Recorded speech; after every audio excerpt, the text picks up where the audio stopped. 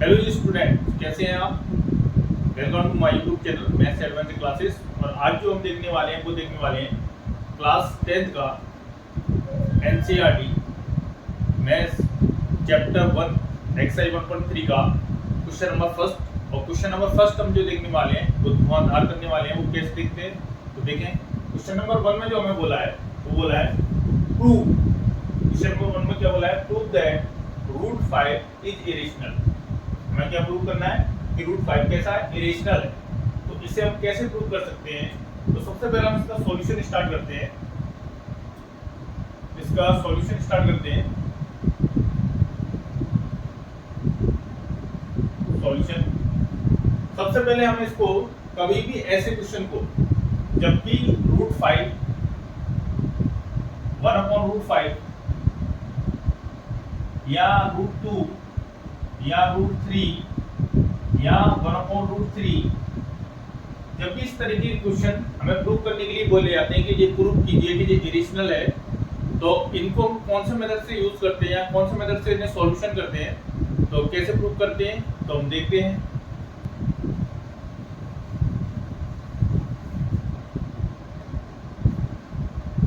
तो prove that root 5 is irrational. तो सबसे पहले हमें इसको, अगर ये हमें इरेशनल दिया है तो हमें इसे क्या मानना पड़ेगा, रेशनल। थोड़ी देर के लिए हम इसे रेशनल मान लेते हैं, तो इसका उल्टा जस्ट कॉन्ट्रडिक्ट है ना। तो मैं यहाँ पर let us root 5 is rational, इसको थोड़ी देर के लिए मैं क्या मान रहा हूँ, रेशनल। चलिए, अगर मैं इसको रेशनल मान लेता हूँ तो जो रेशनल नंबर होता है वो हमारा किस फॉर्म में होता है, a/b या p/q की फॉर्म में। रेशनल नंबर किस फॉर्म में होता है, p/q की फॉर्म में।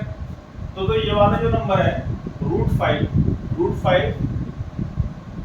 किसके इक्वल होना चाहिए, a/b के इक्वल होना चाहिए, क्योंकि ये रेशनल नंबर मान के चल रहे हैं अपन इसको।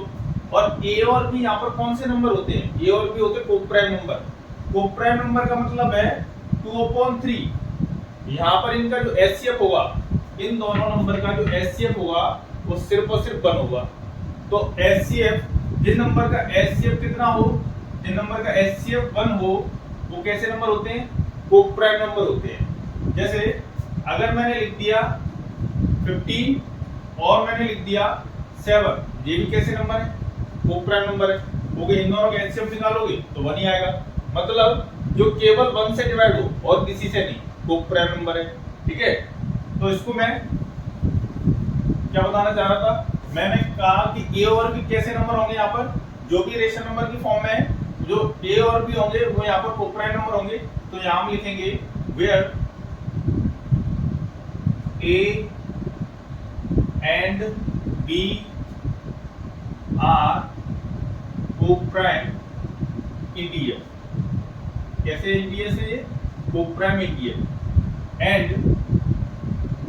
b नॉट इक्वल 0, और यहाँ पर b क्या नहीं होता, 0 नहीं होता। अगर b 0 हो गया तो ये नॉट डिफाइंड हो जाएगा। चलिए, इसके बाद यहाँ पर इसको आगे और फर्दर सॉल्व करें तो b का अगर क्रॉस मल्टीप्लाई करूं मैं तो क्या बनेगा, b√5। इसका इसमें मल्टीप्लाई करना है, क्रॉस मल्टीप्लाई, तो b√5 इक्वल में क्या होगा, a। अब यहाँ पर देखेंगे a की वैल्यू क्या रखी है, b√5 है। तो यहाँ पर मैं फर्स्ट कंडीशन दे देता हूँ, है ना। इसके बाद अगर मैं इसे, मुझे रूट हटाना हो उसका, तो क्या करेंगे, ऑन बोथ साइड स्क्वायरिंग। अगर रूट हटाना है, इस नंबर का रूट हटाना है तो क्या करेंगे, बोथ साइड स्क्वायरिंग। तो यहाँ लिखूंगा मैं ऑन बोथ साइड स्क्वायरिंग, दोनों साइड का स्क्वायर करेंगे तो ये बनेगा b√5 का स्क्वायर इक्वल a स्क्वायर। ये स्क्वायर क्यों कर रहे हैं, क्योंकि इसको रूट को हटाना है। अब यहाँ पर देखेंगे कि √5 का अगर स्क्वायर करेंगे तो 5 बाहर, b का स्क्वायर करेंगे तो b स्क्वायर इक्वल में क्या होगा, a स्क्वायर। अब मैं इस 5 को, क्योंकि जो कि b स्क्वायर के साथ में मल्टीप्लाई में है, इसको मैं अपॉन में पहुंचा सकता हूँ, क्योंकि मल्टीप्लाई वाला नंबर कहाँ आता है, अपॉन में। तो b square equal to a square upon 5। अब यहाँ पर देखो, यहाँ पर a की जगह कुछ भी नंबर हो, कोई भी इंटीजर हो सकता है, लेकिन हमें जो पता है वो किससे डिवाइड हो रहा है, 5 से। क्यों, यहाँ पर एक थ्योरम होती है 1.3 थ्योरम में हमसे क्या बोला गया है, थ्योरम 1.3 वहां में बोला गया कि ए स्क्वायर इज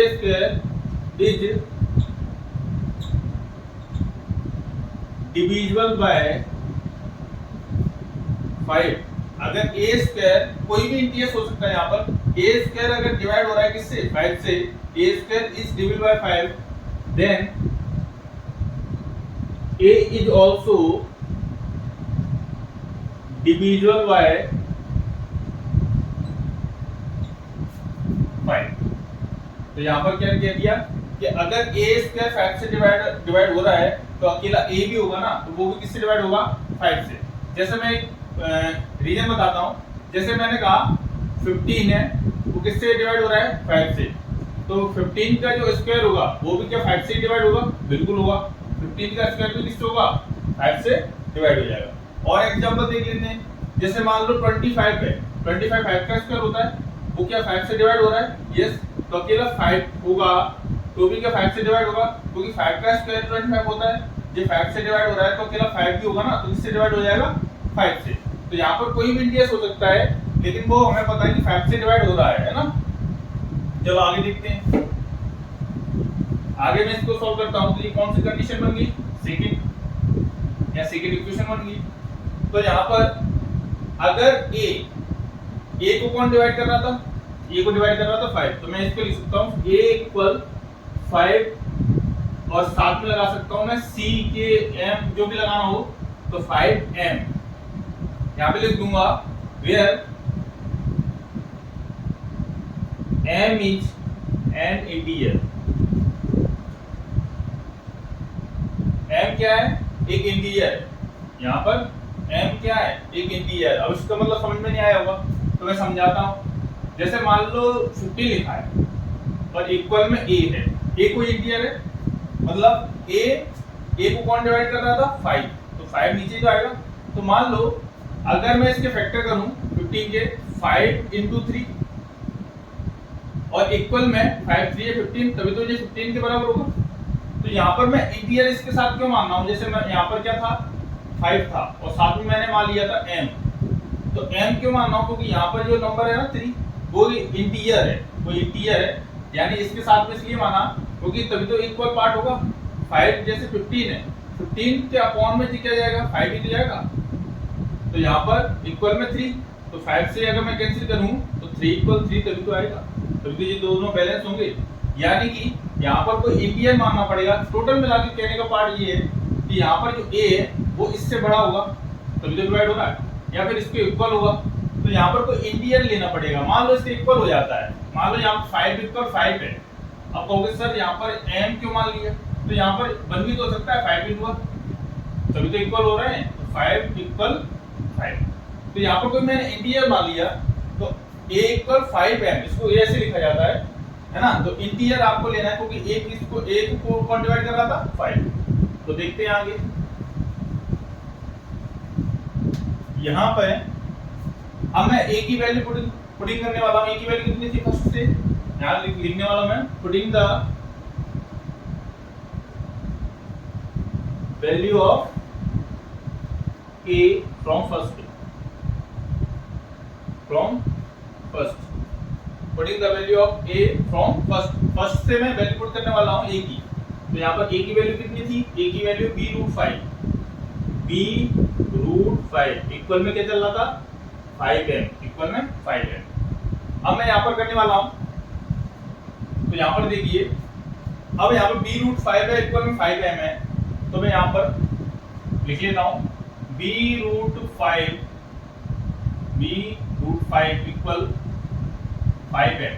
अब मुझे ये रूट हटाना है, तो क्या करूँगा ऑन बोथ साइड स्क्वायरिंग, तो यानी कहूँगा ऑन बोथ साइड स्क्वायरिंग, ठीक है। तो दोनों साइड जब मैं स्क्वायर करूंगा तो जो जाएगा b रूट 5 का स्क्वायर इक्वल 5m का स्क्वायर।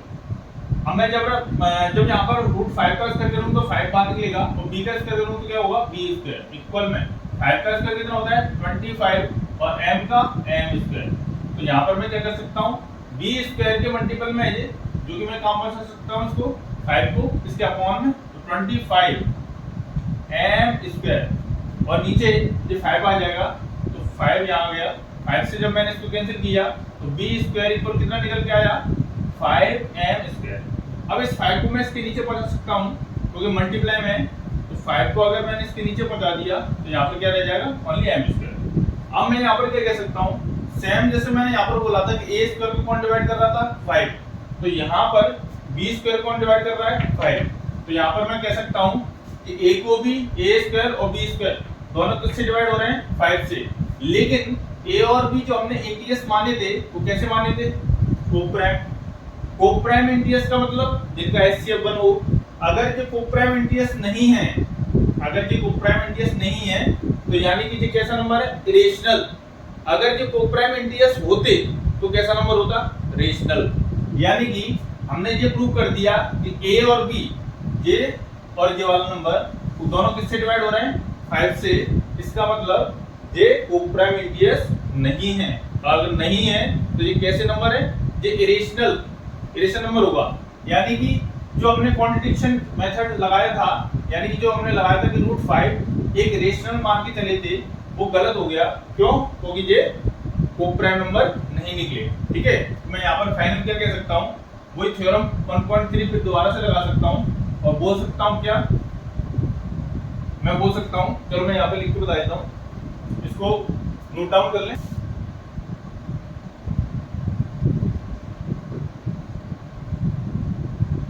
थ्योरम 1.3, अब देखिए मैं ये वाली जो थ्योरम है वो यहाँ पे लिख देता हूँ। थ्योरम 1.3 क्या है, मैंने लिखा कि b square is divisible by 5, then b is also divisible by 5। मैंने लिखा कि अगर b स्क्वायर डिवाइड हो रहा है 5 से तो अकेला b अकेला होगा तो भी किससे डिवाइड हो जाएगा 5 से। जैसे मैंने a स्क्वायर के बारे में समझाया था वैसे मैंने b स्क्वायर के बारे में बताया।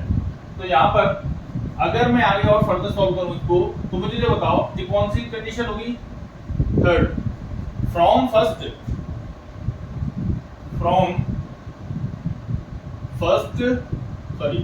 Second and third. From second और थर्ड से मैंने अभी बताया था कि फ्रॉम सेकेंड और थर्ड से, देखो यहाँ पर जो a स्क्वायर था वो किससे डिवाइड हो रहा था 5 से, और यहाँ पर जो b स्क्वायर है वो भी किससे डिवाइड हो रहा है 5 से। सेकेंड में हमने देख रहा था कि a स्क्वायर जो डिवाइड हो रहा है वो 5 से हो रहा है, और यहाँ पर b स्क्वायर किससे डिवाइड हो रहा है 5 से। तो from second and third a and b are not coprime integer. a और b कैसे इंटीजर नहीं है, कोप्राइम नहीं है, नॉट कोप्राइम इंटीजर। सो जो हमारा √5 होगा वो कैसा नंबर होगा इरेशनल। सो √5 इज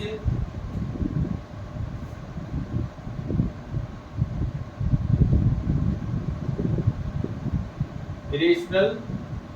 √5 तो ये हमारा फाइनल आंसर होता है। तो हमने लिखा कि from second and third a and b are not coprime integer, so √5 is irrational. हमने ये बता दिया कि √5 क्या है इरेशनल है। यहाँ 10 और लगा लेना, 10 from second and third a and b are not coprime, so √5 is irrational. अगर वीडियो अच्छा लगा हो तो लाइक करें, शेयर करें एंड सब्सक्राइब करें। Thank you for watching.